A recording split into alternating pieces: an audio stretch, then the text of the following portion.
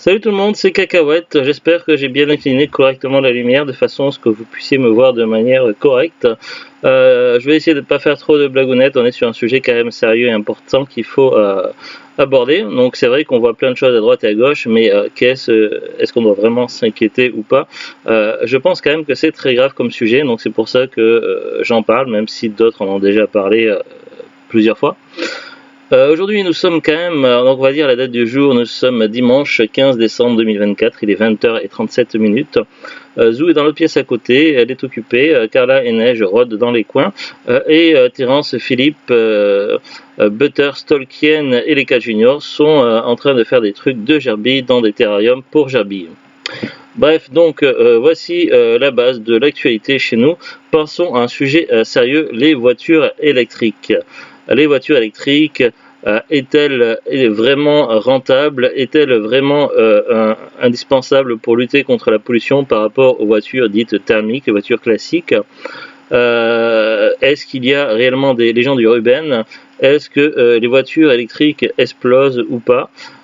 J'ai pris quelques onglets comme ça en quelques secondes et ça m'a très rapidement trouvé des informations sur internet relativement concrètes puisque c'est vérifiable sur de nombreuses sources dont certains sont des sites relativement connus de manière officielle, d'autres un peu moins. On va commencer par la base. Une voiture électrique, ça demande de la production et c'est parti. Voyageons un petit peu, on va partir en voyage en Afrique. Alors, je suis sur le site institutnr.org sur un titre d'article 40 000 enfants travaillent toujours dans les mines pour les batteries, donc également de batteries de voitures électriques, mais de téléphones portables, smartphones et autres. Bref, là je suis sur un paragraphe. Le rapport indique par exemple que la majeure partie du cobalt fourni sur les marchés mondiaux provient de la République démocratique du Congo, dont 20% proviennent de mines artisanales, où le travail des enfants et le non-respect des droits de l'homme sont nombreux. On estime que jusqu'à 40 000 enfants travaillent dans des conditions extrêmement dangereuses, avec un équipement de sécurité inadéquat pour très peu d'argent dans les mines du sud du Katanga. Des chiffres sont désespérément stables.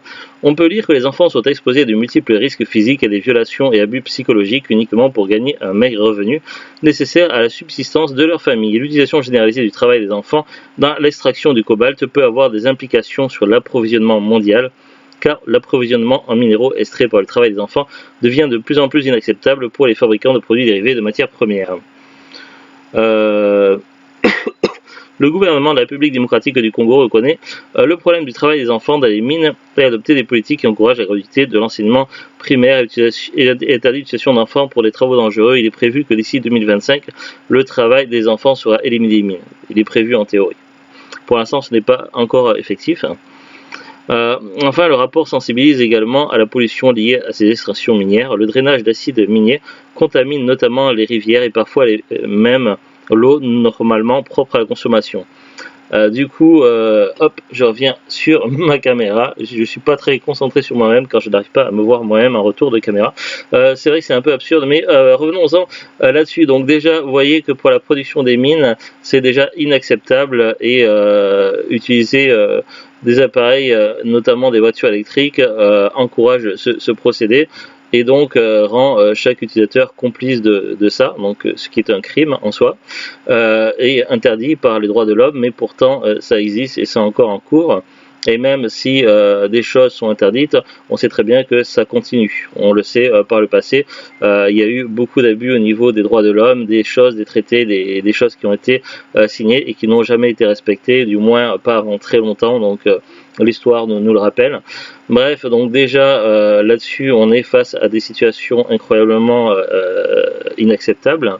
En plus de ça, donc ces enfants souffrent.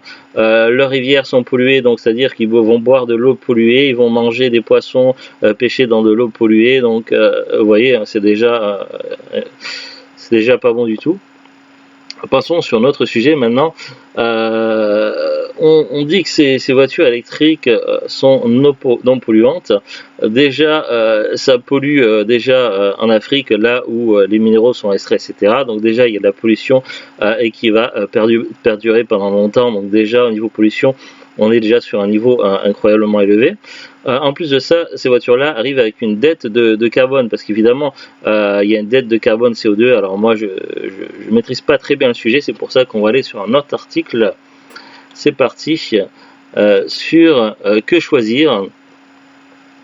Une dette de départ. Pour commencer, une voiture électrique n'est jamais zéro carbone. Sa production est notamment celle de ses batteries émet des gaz à effet de serre à l'origine du réchauffement climatique. Avant même d'avoir roulé le moins de kilomètres, une voiture électrique a donc une dette carbone de 5 à 15 tonnes équivalent CO2 selon les modèles. Cette empreinte est 2 à 3 fois supérieure à celle d'un équivalent thermique, indique l'ADEME. Donc voilà, on est déjà sur une dette qui est quand même assez élevée. Donc du coup, on va basculer tout de suite sur un autre article, parce que du coup, la question que vous vous posez, très bien, donc la voiture électrique, elle a une grosse dette, mais comment on va pouvoir se débarrasser de cette dette pour enfin avoir une voiture non polluante? Du coup, là, il y a plusieurs articles qui en traitent. J'en ai pris un au pif, gocar.be, donc un site belge apparemment. Une dette qui dépend de l'utilisation.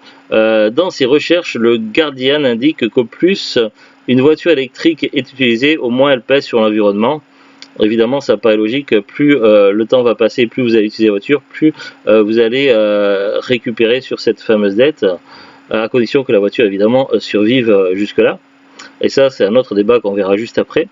Au total, et dans les meilleurs des cas, la voiture électrique serait ainsi 3 fois moins émettrice qu'une voiture thermique, et cela vaudrait aussi pour les batteries qui seraient rechargées avec de l'électricité produite à partir de charbon.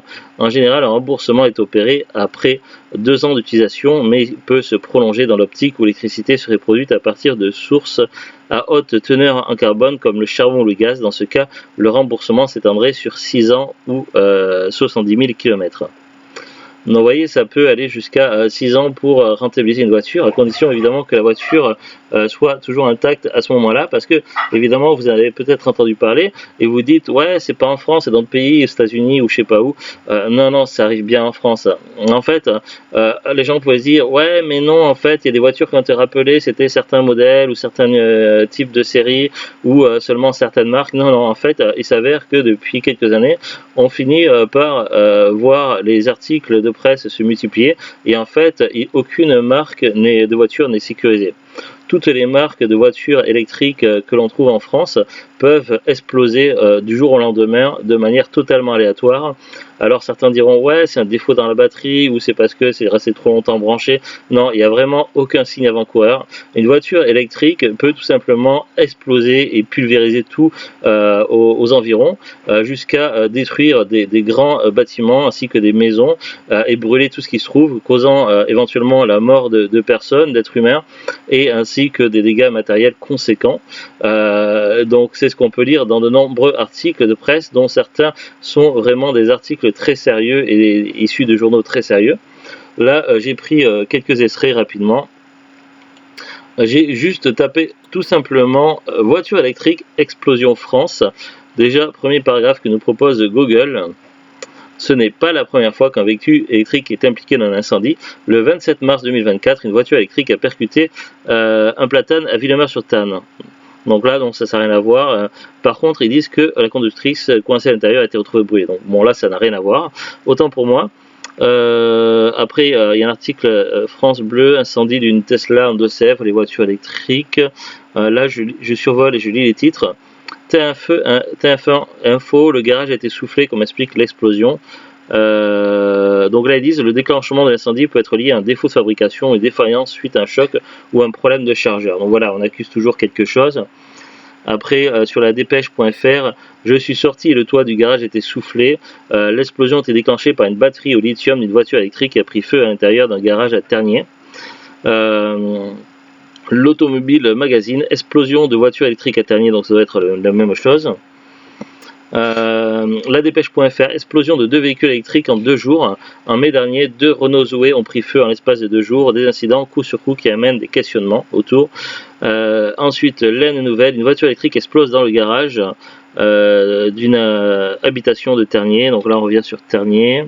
Après, ça doit être certains articles, certains journaux qui reprennent la même situation, mais voilà. Donc là, par exemple, France 3 Régions, explosion d'une voiture électrique garée près de la maison, des flammes qui se propagent, Claire a quasiment tout perdu le 16 mai 2024 et là c'était à Blagnac, donc c'était dans un autre endroit. Allez, on va aller en page 2 de Google, voir si on peut trouver d'autres cas, d'autres situations. Là, les Deux-Sèvres, 4 morts dans une voiture électrique. Chargeur d'une voiture électrique prend feu à Serras, au nord de Montpellier, dans l'Hérault, en France 3 régions. Ouest France, les voitures électriques prennent-elles plus feu? Donc ça c'est un article qui se pose la question. RMC, une femme est morte après un accident, sa voiture électrique, et donc ça serait sur un véhicule électrique qui soit lié à une compression ou une perforation. Lamontagne.fr, une voiture électrique explose à Collonges-la-Rouge. La détonation a été entendue jusqu'à Meyssac ce vendredi 17 mai. Une voiture électrique a, selon plusieurs témoignages, explosé de l'intérieur. Ensuite, Ouest France, incendie mortel dans une voiture électrique près de Niort. Ça a coûté la vie à 4 hommes circulant dans une Tesla. L'Union.fr, une voiture électrique explose et provoque l'incendie. Donc là, c'est une Renault Zoé. Et c'est une Renault Zoé qui était branchée à une borne électrique, donc qui était prévue normalement pour cet effet. Pas pour l'effet d'exploser, mais pour l'effet de recharger. Et évidemment, vous rechargez votre voiture et boum, elle explose. Et évidemment, si vous l'aviez depuis moins de 6 ans, vous n'avez pas remboursé votre dette d'empreinte carbone. Et donc, votre voiture a été super pas écologique du tout. Et donc, ça a été une catastrophe pour l'environnement et elle a explosé avant de rembourser. Donc, au niveau écologie, c'est vraiment de la merde. Donc voilà, après France Live, j'ai eu la peur de ma vie, une voiture électrique explose, etc. Donc depuis des années, les articles se multiplient, les témoignages se multiplient. Les voitures électriques, vous voyez, de la production jusqu'à arriver entre les mains des conducteurs. Et même encore là, il n'est pas toujours possible de rembourser la dette d'écologie. Donc déjà, acheter une voiture électrique, ça rend la personne complice de la maltraitance des enfants dans les pays d'Afrique et aux catastrophes environnementales et écologiques en Afrique. En plus de ça, une fois que la voiture arrive, elle a une grosse dette à rembourser, qui mettra un certain temps, un certain nombre d'années à être remboursée. Et la voiture électrique peut exploser de manière aléatoire n'importe quand et peut-être même avant que cette dette soit remboursée et ainsi causer à la fois des dégâts matériels conséquents avec une grosse évidemment c'est pas forcément pris en compte par les assurances, en plus ça va foutre la merde pour se faire indemniser au niveau des assurances et en plus de ça voilà, ça peut également causer des morts et autres. Donc voilà, les voitures électriques, apparemment, ça n'a pas l'air d'être vraiment l'avenir. Quand j'étais gosse, on nous disait, en l'an 2000, l'avenir, c'est les voitures qui flottent au-dessus du sol, qui seront surélevées. On aura des voitures volantes et tout. Et dans les magasins, il y avait déjà des dépliants avec les futures voitures de l'avenir, où on pouvait s'imaginer un peu comme d'un Retour vers le futur. Finalement, 2024, 20 ans après le futur qui devait arriver en l'an 2000 et qui n'est jamais arrivé, 20 ans après, on se retrouve avec des voitures qu'il faut brancher sur des prises de courant et qui peuvent nous exploser la gueule. Youpi, c'est sympa le futur. Bref, voilà, c'était une petite vidéo pour, je l'espère, sensibiliser un petit peu sur les dangers des voitures électriques qui ne sont peut-être pas vraiment la solution par rapport à ce problème écologie des voitures. Pour l'instant, entre voitures électriques et voitures thermiques, mon choix se porterait plutôt sur une voiture thermique. Après, ce n'est que mon avis. Mais évidemment, les voitures thermiques ne sont pas non plus écologiques. Là-dessus, c'est également un problème.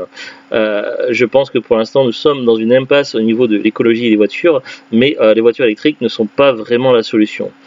D'ailleurs, après, bon, ça reste difficile à prouver, mais j'ai déjà eu des échos de communication de personnes qui indiqueraient que la production au niveau des usines en France des voitures électriques serait en train de ralentir, voire de se préparer à s'arrêter.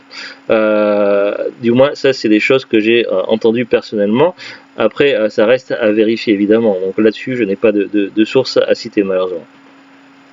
Mais voilà, donc je n'en dirai pas plus, mais je pense que c'est important de sensibiliser sur cette situation qui ne devrait pas avoir lieu et qui est catastrophique. Déjà, rien qu'à la base, ce qui se passe en Afrique et la situation de l'écologie là-bas, ainsi que les enfants qui sont exploités, ça ne devrait pas exister.